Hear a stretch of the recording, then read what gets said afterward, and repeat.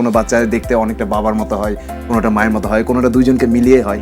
এর রিজনটা হচ্ছে nuclear DNA. সন্তানের দেহ কাঠামো বা তার গঠন নির্ভর করে বাবার উপরে। আমরা এতদিন জানতাম যে এটা মায়ের স্বাস্থ্যের উপরে নির্ভর করে। দেখেন যে কোন একটা খারাপ ফ্যাক্টরি থেকে প্রোডাক্টও খারাপই বের হবে।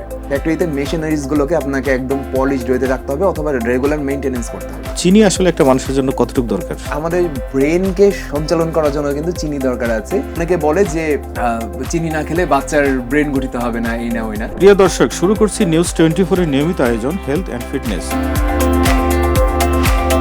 বরাবরের মতো সঙ্গে আছি আমি আতর রহমান কাবুল। আজকে আমাদের স্টুডিওতে উপস্থিত আছেন A S Taj, lifestyle modifier and fitness expert. সায়েন্টিস্টরা এখন বলছে 8 ঘন্টার বেশি যদি কেউ বসে থাকে তাহলে সেটা স্মোকিং করার থেকেও খারাপ। ডায়াবেটিস রোগীদের জন্য আপনার পরামর্শ কি? সুস্থ জীবন ব্যক্তি যার বাবা মায়ের বা বাপ দাদার কারো ডায়াবেটিস ছিল না, সেই ব্যক্তিটাও অসুস্থকর জীবনযাপন করার কারণে ডায়াবেটিস হয়ে গেছে। এর পিছনে অন্যতম বড় কারণ হলো